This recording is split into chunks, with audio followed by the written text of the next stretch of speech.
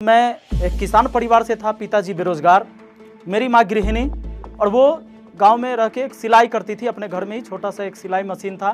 दिन भर मेरी माँ मेहनत करती थी। उस 10 रुपये से मतलब डेली का खाना खाने के लिए 10 रुपये लेकर मुझे दुकान जाना होता था और 1 किलो आटा लेकर मैं आता था। और हाँ, कभी कभी ऐसा होता था मैं 3-3 रात और 3-3 दिन तक नहीं सोता था। तो बस इतना सा आप फील करो कि वो चीज़ और ये चीज़ उस टाइम में और इस टाइम में इतना ज्यादा अंतर कैसे आया होगा। नमस्कार दोस्तों, मैं विपिन कुमार।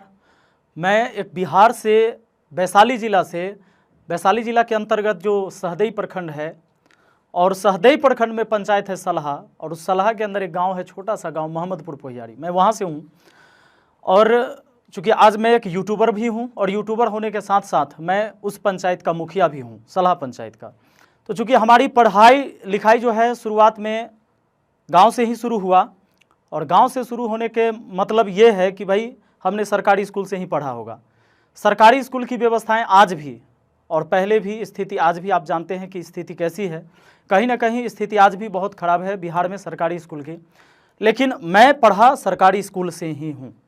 तो ये नहीं सोचना है कि मतलब हमारे जीवन में ये चीज़ नहीं है तो हम आगे नहीं बढ़ सकते।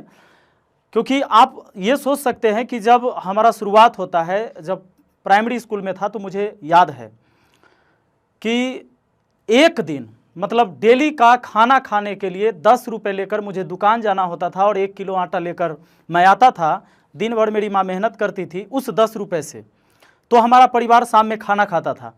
तो वो एक वक्त था। और आज एक वक्त ये है कि यूट्यूब पर हमारे 4 मिलियन से ज़्यादा सब्सक्राइबर आप लोग जानते भी होंगे, जो मैथ पढ़ते हैं। मैथ मस्त यूट्यूब चैनल है हमारा, और मैं आज सलहा पंचायत का मुखिया हूँ। तो कहीं ना कहीं उस दिन से इस दिन को लाने में बहुत मेहनत करना पड़ा होगा। तो स्टार्ट जो होता है हमारा लाइफ, चूँकि मैं एक किसान परिवार से था, पिताजी बेरोजगार, मेरी माँ गृहिणी, और वो गाँव में रह के एक सिलाई करती थी। अपने घर में ही छोटा सा एक सिलाई मशीन था, जो मेरे मामा जी ने माँ को रक्षाबंधन में गिफ्ट में दिया था। हाँ, एक बात सच है, मेरी माँ पढ़ी लिखी थी। उन्होंने 1970-71 में मैट्रिक किया था। और मैं 5 भाई बहन में भाई में सबसे छोटा, और हमसे छोटी सिर्फ एक बहन है। तो वो पढ़ी लिखी थी, इसलिए वो समझती थी कि शिक्षा का क्या महत्व है। उन्होंने सभी बच्चों को पढ़ाने का पूरा प्रयास किया, लेकिन उसमें से होता है कि गरीबी के कारण बहुत लोग छोड़ भी देते हैं। तो हमारे भैया लोग मैट्रिक तक पढ़ के छोड़ दिया उन्होंने। तो वही चीज़ें होती थी बिहार से, जो आज भी पलायन होती है बेरोजगारी की वजह से, कि दिल्ली जाना है, पंजाब जाना है, हरियाणा जाना है, वहाँ पर मजदूरी करना है। तो बेसिक शिक्षा के बाद बहुत सारे लोग तो वो भी शिक्षा नहीं ले पाते थे, लेकिन बेसिक शिक्षा लेने के बाद हमारे भाई लोगों ने पढ़ाई छोड़ दिया, जो हमसे बड़े भैया थे। पर हमारा पढ़ाई जारी रहा। पढ़ाई खासकर जारी इसलिए था कि मुझे बाकी काम करने में मज़ा नहीं आता था। जैसे अगर खेतों में काम करना है तो वो हमारे लिए बड़ा मुश्किल काम होता था। मुझे लगता था ये बहुत टफ है, उससे आसान पढ़ना ही है। क्योंकि पढ़ने के लिए कम से कम भाई छाँव में तो हैं, स्कूल के अंदर हैं हम, और खेतों में काम करना मेरे लिए मुश्किल होता था। तो मुझे लगता था कि ये आसान काम है पढ़ना, हालांकि समझ में नहीं आता था। मैं आपको बता दूं कि जब मैंने मैट्रिक किया तो 3rd डिवीज़न में मैट्रिक पास हूं। मैथ मेरे लिए सबसे ज़्यादा कमज़ोर विषय रहा, और आज मैं मैथ ही पढ़ाता हूं। मैथ पढ़ने के लिए 4 मिलियन से ज़्यादा लोग मुझे फॉलो करते हैं। तो बस इतना सा आप फील करो कि वो चीज़ और ये चीज़ उस टाइम में और इस टाइम में इतना ज़्यादा अंतर कैसे आया होगा, कि मैं आज मैथ ही पढ़ाता हूँ और आप लोग मैथ पढ़ते हैं हमसे। तो दोस्तों, इसके पीछे मेहनत, और वो मेहनत इंसान को खुद करना पड़ता है। आपके बदले कोई नहीं कर सकता। हाँ, अगर घर वाले आपको समझ रहे हैं, वो शिक्षित हैं, तो थोड़ा सा आपको सुझाव देंगे कि भाई तुम मेहनत करो। पर ऐसा नहीं है कि आपके बदले वो मेहनत कर लेंगे। जगना आप ही को होगा, पढ़ना आप ही को पड़ेगा। तो जब मैंने मैट्रिक किया, तो मैट्रिक करने के बाद हमारा 3rd डिवीज़न आया। गाँव में सबसे कम नंबर मेरा ही आया था मैट्रिक में। उसके बाद डर से, मैथ के डर से, मैंने मैथ इंटर में नहीं लिया। मैंने 12th किया बायोलॉजी से, मैथ को साइड में रखा। और साइड में मैथ रखने के साथ साथ जब मैंने 12th पास किया, उस समय भी मैं 3rd डिवीज़न ही पास हुआ। लेकिन मैथ में नंबर ज़्यादा आ गए थे, एक्स्ट्रा विषय मेरा मैथ था, मैथ में ज़्यादा नंबर आ गया। पर यह सच्चाई बात है कि वो मैथ में जो नंबर आ गया मेरे टैलेंट की वजह से नहीं आया है, ये सच बात है। फिर अभी तक मुझे ये समझ में नहीं आ रहा था कि मैथ मुझे सीखना कैसे है, क्योंकि बेसिक चीज़ जब तक आप मैथ का नहीं जानते हैं तो आप कोई भी सवाल को सॉल्व नहीं कर सकते। मैथ कोई रटने की चीज़ नहीं है, मैथ सीखने और समझने की चीज़ है। और जब आपको समझ में आने लगता है तो ये बिल्कुल आपके लिए आसान हो जाता है। उसके बाद मैं ITI करने लगा। तो ITI जो मैं कर रहा था उस समय की स्थिति, मेरे परिवार की स्थिति ये थी कि मैंने पिताजी से कहा, हमारे एक मित्र थे जो बेंगलोर जाकर इंजीनियरिंग कर रहे थे, चूँकि मेरे साथ ही पढ़े थे, तो उन्होंने कहा कि भाई आप भी चलो, वहीं हम लोग इंजीनियरिंग करेंगे। लेकिन हमारे परिवार सक्षम नहीं थे उस खर्च को उठाने के लिए, तो उन्होंने कहा कि नहीं, मना कर दिया कि भाई हमने पढ़ा दिया, मैट्रिक तक, इंटर तक पढ़ा दिया, अब हम इसे कुछ नहीं करवाएंगे, इसकी मर्जी होगी तो ये कर पाएगा, खुद से करे तो करे, वरना हमारे पास सक्षम हम नहीं है कि हम इन्हें पढ़ा सकते हैं आगे। तो मैंने लड़ के अपने पिताजी से कहा कि भाई या तो मुझे पढ़ाइए, नहीं तो हम जान दे देंगे।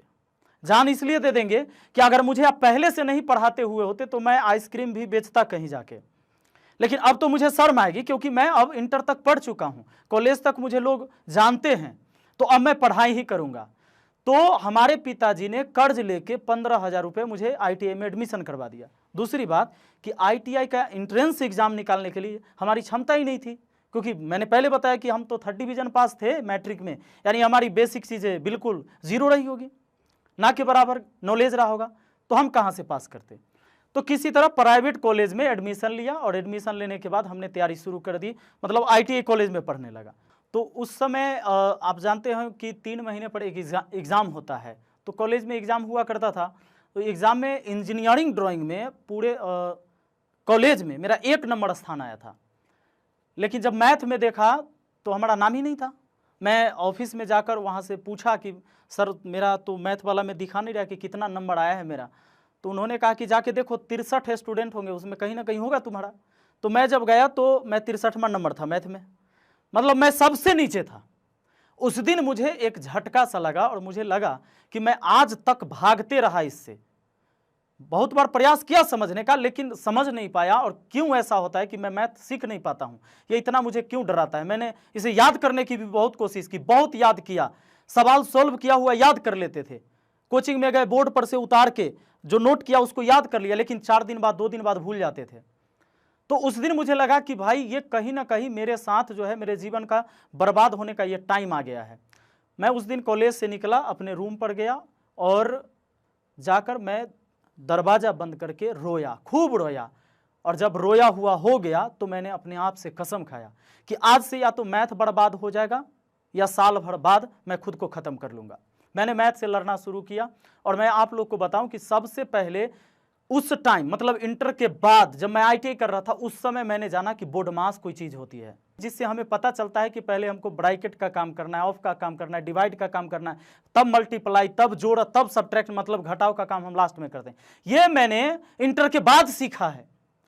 और आज बहुत सारे बच्चे ये घबराते कि मुझे तो आता ही नहीं तो मैं क्या कर सकता हूँ। सोचो कि मैंने इंटर के बाद ये चीज़ें सीखी है और तब जाके वहाँ से हमारा मैथ सीखना शुरू होता है। और तब धीरे धीरे मुझे लगने लगा कि भाई यो ऐसे होता है, अगर गुना और जोड़ है तो पहले गुना का काम होगा, बाद में जोड़ का काम होगा। ये चीज़ें मुझे उस टाइम से समझ में आया। और जब चीज़ें समझ में आने लगी तो ऐसा लग रहा था कि मैं मैथ का इतना भूखा हूँ कि साल भर से मैंने खाया नहीं है। जैसे आपको साल भर से कोई रोटी नहीं मिला होगा, और शायद इंसान तो जिंदा नहीं रह सकता, लेकिन सोच लो कि बाकी चीज़ें खाई होंगी और रोटी आपका पसंदीदा चीज़ है वो मिला नहीं हो और अब मिल रहा हो। तो इतनी भूख मुझ में थी मैथ पढ़ने की, मैंने सब कुछ छोड़ के लगातार मैथ पढ़ना शुरू किया। और हमें वैसे गुरु भी मिले, लगा कि भाई अब मैं सीख सकता हूँ। तो ये चीज़ें कभी कभी होती है जीवन में, ये तब होगी जब आप किसी चीज़ को खोजोगे, जिस चीज़ से आप लगातार भागोगे तो वो भगाते रहेगा, और जिस दिन तुमने लड़ना शुरू कर दिया तो निश्चित है कि उसे तुम हरा दोगे। वो चीज़ मेरे जीवन में हुआ। मैंने 1 साल, मैं ईमानदारी बताता हूँ, मैंने लगातार कंटिन्यू पढ़ाई किया। और हाँ, कभी कभी ऐसा होता था मैं 3-3 रात और 3-3 दिन तक नहीं सोता था, पढ़ाई के पीछे मैं इतना पागल हो गया। और ये सारे हुए इंटर के बाद हमारी। और जब ऐसा मुझे लगने लगा, मैं आपको एक बात और बता दूं, हमारे जीवन की उस टाइम की कहानी। जब मैं ये कर रहा था, जब मैं मैथ पढ़ रहा था, मैं अपने घर से दूर हाजीपुर में रहता था, जहाँ मेरा डिस्ट्रिक्ट टाउन है। तो वहाँ क्या होता है कि मैं एक छोटा सा रूम लिया और मेरे घर से मेरी माँ सिलाई करके 500 रुपया हर महीना किसी तरह जोड़ के मुझे देती थी। तो मैं उसी से पढ़ाई करता था। और मैं खुद बिहार बोर्ड से पढ़ा हुआ था, और शहर में या तो वहाँ सीबीएसई बोर्ड के बच्चे होते, तो मुझे ट्यूशन भी नहीं मिलता था पढ़ाने के लिए, क्योंकि मैं सीबीएसई बोर्ड से पढ़ा नहीं था, हमारी इंग्लिश अच्छी थी नहीं, तो मुझे ट्यूशन पढ़ाने के लिए भी नहीं मिलता था। वो 500 रुपये मेरी माँ जो मुझे जोड़ के देती थी, मैं उसी में गुजारा करता था। और उसके बाद शनिवार रविवार या किसी समय छुट्टी का काम मिलता था, तो आपने शुरुआत में देखा होगा उस समय एयरटेल, यूनियन और जो कंपनियां आई थी उनके बोर्ड लगते थे होर्डिंग, मैं उसका काम करता था। तो मैं होर्डिंग लगाता था लेबर मजदूर के साथ, और वो रात में ज़्यादातर लगते, जब पूरा शहर सो जाता है, शांत हो जाता है, तो उस टाइम वो बोर्ड लगता था, मैं उसमें काम करता था। और 150 रुपये पूरे रात काम करने को मुझे मिलते थे। तो दिन में पढ़ाई करना, रात में काम करना, वो काम मैं सिर्फ इसलिए करता था, पैसे कमाने के लिए नहीं, मैं वो काम इसलिए करता था कि हमारी पढ़ाई जारी रहे, मेरा पढ़ाई बीच में न छूट जाए। अब रही बात कि मैं प्रैक्टिस करता था, जो भी अपने क्लास से पढ़ के आता था, मैं एक सवाल को 10 बार बनाता था। अभी मैंने बनाया, फिर किसी टाइम और बनाऊंगा। अभी बच्चों को मैं देखता हूं, मैं कई सारे लॉज में भी गया, स्टूडेंट से मिले, तो हालांकि मैं अपने विद्यार्थी लाइफ में भी महसूस किया कि बच्चे क्या करते, खाना बना रहे तो वो बस खाना बना रहे। हमारा होता था खाना बनाते टाइम भी हम पढ़ते थे। अब मान लो कि खाना तुमने कुकर चढ़ा दिया है और चावल बन रहा है तुम्हारा, तो कुकर के सामने बैठ के इंतजार करने की जरूरत नहीं है, हम कम से कम 2-4 सवाल उतने देर में बना सकते हैं। तो मैं ऐसे अपने समय का यूज करता था। जब मैं कपड़ा धो रहा हूं तो माइंड में मैं कैलकुलेट करता था, सोचता था कि आज मैंने कौन कौन से सवाल मैथ के पढ़े हैं। तो ये चीजें होती है, जब तक आप पढ़ाई के पीछे पागल नहीं होंगे तो भाई कोई भी चीज हासिल नहीं होगी, और इतना आसान नहीं होता है। जबकि अगर आप लग जाओगे तो ये बहुत आसान है आपके लिए। एक बात याद रखना, अगर आज तक किसी भी विषय में अगर आप कमजोर हो तो यह पक्का है कि आप कहीं ना कहीं उससे उतनी ताकत से नहीं लड़े हैं जितनी ताकत से आपको लड़ना चाहिए था। आपने वो मेहनत नहीं किया है जितना आप कर सकते थे, ये सच्चाई बात है। मैंने मेहनत किया, और सच बताऊं केवल 1 साल मैंने इतनी मेहनत किया, उसके बाद एक बार मैंने इलाहाबाद बैंक का प्रीवियस ईयर क्वेश्चन जो एग्जाम हुआ था उसके क्वेश्चन आए थे, सामान्य ज्ञान दर्पण बुक में छप के आता था, 50 सवाल में मैंने 48 सवाल मैथ के कर लिए। और जब मैंने 48 सवाल सॉल्व किए तो मुझे लगा कि भाई मैं अब मैथ सीख चुका हूं। ये 2 सवाल मैंने अपने गुरुजी से पूछा, गुरुजी ने कहा कि ये सवाल ही कुछ टेढ़ा था, तुम्हारे आउट ऑफ सिलेबस से था, मैंने पढ़ाया नहीं था। तो उस दिन मुझे लगा कि भाई ये मुझे, अब तो मैं मैथ सीख गया हूं। और तब मुझे लग रहा था कि जो बच्चे मेरे जैसे कमजोर होंगे, जिन्हें मैथ से इतनी डर लगती होगी, उनको ऐसे पढ़ना चाहिए था जैसे मैंने पढ़ा है। तो उस दिन से मेरा जो है इरादा बदल गया। अब मुझे लगा कि मैं पढ़ाऊंगा। बाद में मैंने इस देश में एक बहुत बड़ा नाम चल रहा था, एक लर्निंग प्लेटफॉर्म जिसका नाम नहीं लूंगा मैं, उस पर भी मैंने पढ़ाया था। लेकिन वहाँ पर क्या होती थी कि मनमौजी फीस लिए जाते थे मेरे नाम पे। तो ऑनलाइन 2017 में मैंने यूट्यूब चैनल बनाया। अच्छा, यूट्यूब की भी मुझे ज़्यादा जानकारी नहीं थी, और फिर भी यूट्यूब चैनल हमारा बना। वो इसलिए बन गया था कि मैं एक बार कोई सवाल के बारे में गूगल पे सर्च कर रहा था, और गूगल ने मुझे सजेस्ट कर दिया यूट्यूब। तो वीडियो मैं यूट्यूब पर देखने लगा। तो यूट्यूब पर पढ़ने मैं उस क्वेश्चन का सॉल्यूशन यूट्यूब पर देख रहा था। तो मुझे लगा कि ये यूट्यूब का कोई टीचर होगा जो यूट्यूब पर पढ़ाता होगा, वीडियो डालता होगा, या वीडियो यूट्यूब अपलोड करता होगा। उस समय तक मुझे ये नहीं पता था कि मेरे जैसे लोग भी यूट्यूब पर पढ़ा सकते हैं। पहले मुझे ये लगा था कि यूट्यूब वीडियो डालता है। फिर धीरे धीरे मुझे पता चला कि नहीं, यूट्यूब पर कोई भी व्यक्ति अपना अकाउंट बनाकर वीडियो डाल सकता है। मुझे लगा कि मैं भी तो मैथ अच्छा पढ़ाता हूँ, मैं भी मैथ की वीडियो डाल सकता हूँ। तब मैं ऑफलाइन कोचिंग पढ़ाया करता था। 2011 से मैंने ऑफलाइन पढ़ाना शुरू कर दिया था। 1 दशक मैंने इस उम्र में पढ़ा लिए हैं, और आज हमारी उम्र 31 साल पार हो गई है, 32वें मैं जा रहा हूँ, लेकिन 1 दशक मैंने मैथ पढ़ा दिया बच्चों को। 2017 में यूट्यूब चैनल बना, 18 में हमारी वीडियो सब वायरल होना शुरू हो गई। 2018 में रेलवे का एग्ज़ाम था, उस समय हमारी वीडियो बहुत वायरल हुई। उस महीने के लगभग 15 वीडियो वायरल हैं जो मिलियनों में व्यू हुए। उस समय से बहुत सारे बच्चे मुझे जानने लगे, और तब जाके हमारी स्थिति जो है सो बहुत अलग हो गई। और जो एक था कि आर्थिक प्रॉब्लम जितनी थी वो मेरा सॉल्व होना शुरू हो गया। और आज आप लोग की दुआएं हैं, आप लोग का प्यार है, आप लोग का सपोर्ट है, जिसके वजह से आज ये तो निश्चित है कि वो 10 रुपये उस समय जो लेके हम दुकान जाते थे, उस दिन आटा खरीद के लाते थे, तब घर में खाना बनता था। आज स्थिति ये है कि भाई अपनी ज़िंदगी बहुत अच्छे से मैं गुजार सकता हूँ। तो एक चीज़ याद रखिएगा, जब तक आप अपनी भला नहीं कर पाएंगे तब तक आप किसी का भला नहीं कर सकते। इसलिए विद्यार्थी लाइफ में थोड़ा स्वार्थी बनना जरूरी है। स्वार्थी मैं इसलिए कह रहा हूँ कि अपने लिए समय आपको निकालना पड़ेगा। आपको अपने आप को निखारने के लिए आपको समय निकालना पड़ेगा। जब तक आप अपने लिए समय नहीं निकालेंगे, आप अपने आप को अच्छा नहीं बना पाएंगे, आप समाज को कभी बेहतर नहीं बना सकते। इसीलिए आपके पास जो समय है, इस समय को पहचानिए, अपने आप को बेहतर बनाइए। और कहते हैं ना कि परिंदों को नहीं दी जाती तालीम उड़ानों की, वो खुद ही तय करते हैं सफर आसमानों की। और रखता हो जो हौसला आसमानों को छूने का, उसे परवाह नहीं होती गिर जाने की। तो अगर जिसको अंदर हौसला है आसमान को छूने का, उसको परवाह कभी नहीं होनी चाहिए गिरने की। अगर आप इस टॉक के एंड तक पहुंच चुके हैं तो मैं आपको जोश टॉक्स का एक दूसरा रूप भी दिखाना चाहता हूं, जिससे मैं काफ़ी देर से जुड़ा हुआ हूं और मुझे बहुत बहुत ज़्यादा पसंद है कि वो क्या कर रहे हैं। जोश टॉक्स ने एक नया ऐप लॉन्च किया है जिसका नाम है जोश स्किल्स। अब वो नया नहीं रहा, काफ़ी टाइम से है, लाखों लोग उसको अब यूज़ करते हैं। और जोश स्किल्स पे आप अपनी ज़िंदगी के लिए कोर्सेज ढूंढ सकते हैं। वो कोर्स नहीं जो आपको physics, chemistry, commerce, business studies पढ़ाएंगे, वो कोर्सेज जो आपकी जिंदगी में आपको कैसे जीना चाहिए वो सिखाएंगे। मैंने खुद जो स्किल्स पे बहुत सारे कोर्सेज बनाए हैं, पब्लिक स्पीकिंग पे, इमोशनल क्राइसिस कैसे हैंडल किया जाए, अपनी पर्सनालिटी कैसे डेवलप की जाए। हर एक कोर्स में डेली क्विजेज हैं, एक्सरसाइजेज हैं, एक बहुत ही खूबसूरत कम्युनिटी है जो आपको सपोर्ट करेगी, आपको इनकरेज करेगी।